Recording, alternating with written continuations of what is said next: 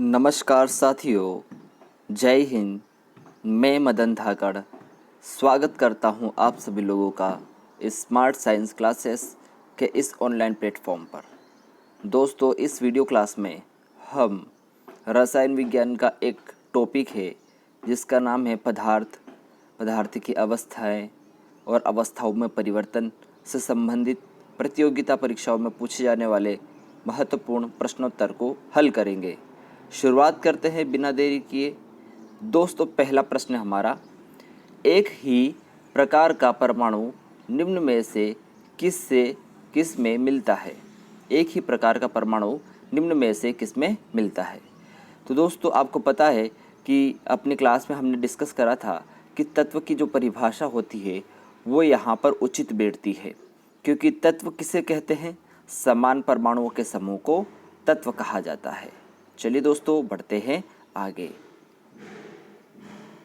प्रश्न क्रमांक दूसरा है आपका, दो या दो से अधिक शुद्ध पदार्थों के मात्र के विचार से एक निश्चित अनुपात में संयोग करने से बना पदार्थ। दोस्तों, आप जानते हैं कि निश्चित अनुपात में संयोग हो रहा है और पदार्थ बन रहा है, तो डेफिनेटली वो क्या होगा? यौगिक होगा। यौगिक किसे कहते हैं? तत्वों या अणुओं का एक निश्चित अनुपात में संयोग यौगिक कहलाता है। निश्चित अनुपात में हम इसे मिला देते हैं तो जो हमारा बनता है वह यौगिक कहलाता है। जैसे कि जल H2O को कहते हैं। यहाँ हाइड्रोजन के दो परमाणु और ऑक्सीजन का एक परमाणु मिलकर एक निश्चित अनुपात में संयोग करके हमारा जल बनाते हैं। बढ़ते हैं अगले प्रश्न की ओर। और अगला प्रश्न है हमारा, दो या दो से अधिक पदार्थों को किसी भी अनुपात में मिला देने पर। तो दोस्तों, आपने जो सोचा वो बिल्कुल सही है। अगर आप इन्हें किसी भी अनुपात में मिला दोगे तो आपका क्या बन जाएगा? मिश्रण। तो मिश्रण की परिभाषा क्या हो जाती है? दोस्तों, मिश्रण की परिभाषा यह हो जाती है कि दो या दो से अधिक अणु या तत्वों के संयोग से किसी भी अनुपात में अगर उनको मिला दिया जाए तो हमारा मिश्रण बनता है। जैसे कि सीमेंट मिश्रण है, मिट्टी का घोल मिश्रण है। उसके बाद आप बात करेंगे वायु गैसों का मिश्रण है। तो और ये सारे के सारे जैसे मिश्र धातु, ये भी मिश्रण है। तो आप इनकी बात को समझ चुके हैं। अगला प्रश्न है हमारा, ऐसे तत्व जिनमें धातु और अधातु के गुण पाए जाते हैं। तो दोस्तों, जब हम टेबल बनाए थे तो इस एक बात कही थी आपको कि धातु और अधातु दोनों के गुण पाए जाने वाले एक और चीज़ होती है जिसे उपधातु कहा जाता है।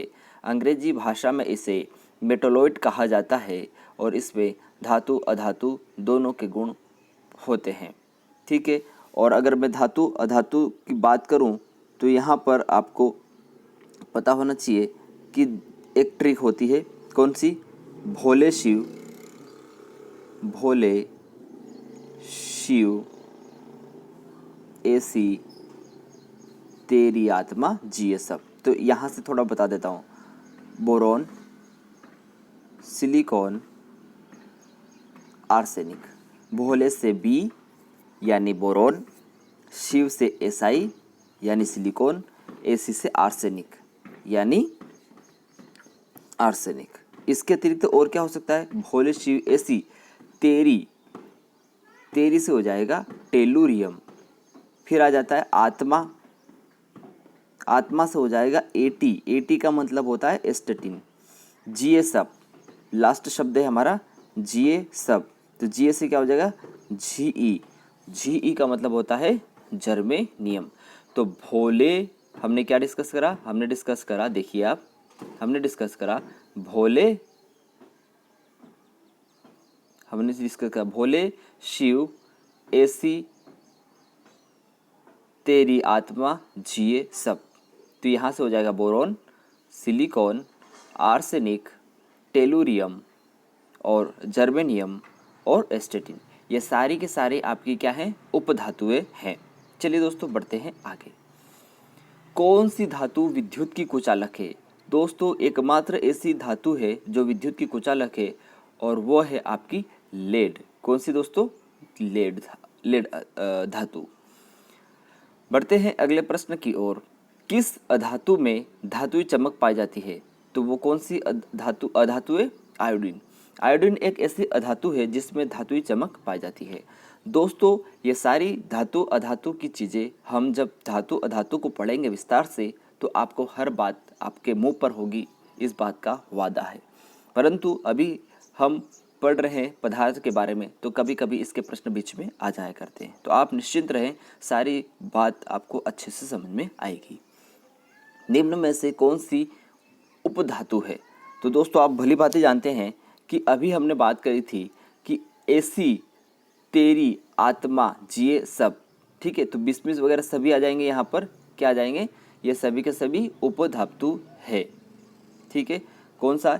भोले, शिव, ऐसी, तेरी, आत्मा, जिए, भोले, शिव, ऐसी, तेरी, आत्मा, जिए, सब, ठीक है। चलिए दोस्तों, यहाँ पर हम आपको बता दे रहे हैं कि आर्सेनिक, ये रहा, कौन सा रहा? आर्सेनिक, ये वाला। और एंटीमनी कौन सा है? एंटीमनी हो गया, ठीक है। बिस्मित कौन सा है? दोस्तों, बिस्मित है ही नहीं, तो ये प्रश्न गलत है, ये प्रश्न गलत है। क्यों गलत है? क्योंकि बिस्मित एक धातु होती है, इस वजह से ये प्रश्न गलत हो जाता है। तो यहाँ पर ये सभी ना उत्तर होके यहाँ पर क्या हो जाएंगे? आर्सेनिक और एंटीमनी, ठीक है दोस्तों। चलिए, इस तरह से कभी कभी प्रश्न गलत बन जाते हैं, तो आप चिंता न करिए। बढ़ते हैं अगले प्रश्न की ओर। निम्न में से कौन सा एक यौगिक है? तो आप भली भांति जानते हैं सर, पारा एक तत्व है, ओजोन एक यौगिक है या अणु है, अमोनिया एक यौगिक है, तो बना क्या है? वायु।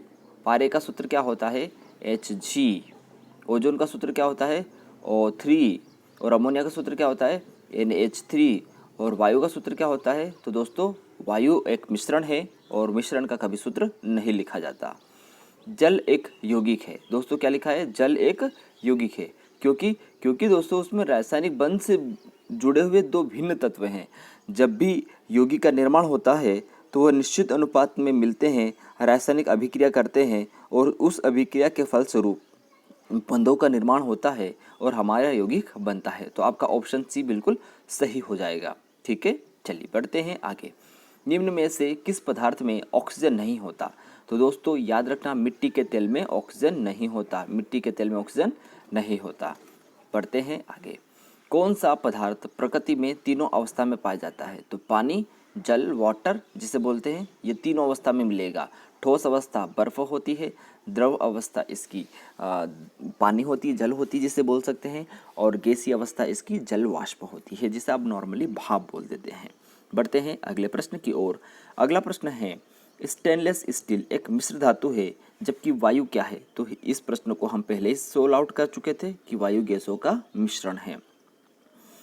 निम्न में से कौन सा न तो तत्व है और ना ही यौगिक? दोस्तों, बताइए, न तो तत्व होना चाहिए और ना ही यौगिक होना चाहिए। मिश्रण होगा तो चल जाएगा, और वायु गैसों का क्या है दोस्तों? मिश्रण है। यहाँ पर देखा जाए तो जल क्या है? जल एक यौगिक है। पारा क्या है? पारा एक तत्व है। और सोडियम क्या क्लोराइड का सूत्र क्या होता है? NaCl, यानी ये भी क्या है? एक यौगिक है। तो आपका सही उत्तर कौन सा हो जाएगा? वायु। बढ़ते हैं अगले क्रम में। लास्ट क्रम में आपका पदार्थ की चतुर्थ अवस्था है। पदार्थ की चतुर्थ अवस्था कौन सी है? तो पदार्थ की चतुर्थ अवस्था हो जाती है आपकी प्लाज्मा। कौन सी हो जाती है दोस्तों? चतुर्थ अवस्था हो जाती है प्लाज्मा। प्लाज्मा अवस्था की खोज 1879 में विलियम क्रूक्स के द्वारा की गई थी और 1928 में इसका नामकरण किया गया था लेंगम्यूर के द्वारा। दोस्तों, ब्रह्मांड में सर्वाधिक मात्रा में पाई जाने वाली यह अवस्था है गैसों के बादल, सूर्य में, तारों में आदि जगह पर ये आपको मिलती है, ठीक है दोस्तों। इस सेशन से आपके इतने प्रश्न पदार्थ से कंप्लीट होते हैं। बाकी बात करेंगे हम अगली क्लास में। समय हो चला है आपसे विदा लेने का। आप सभी लोग घर पे रहें, सुरक्षित रहें। वीडियो अगर पसंद आए तो ज़रूर शेयर करिए, लाइक का बटन ज़रूर दबा लेवे। बहुत बहुत धन्यवाद, शुक्रिया दोस्तों। आप अपना ख्याल रखें। जय हिंद, जय भारत।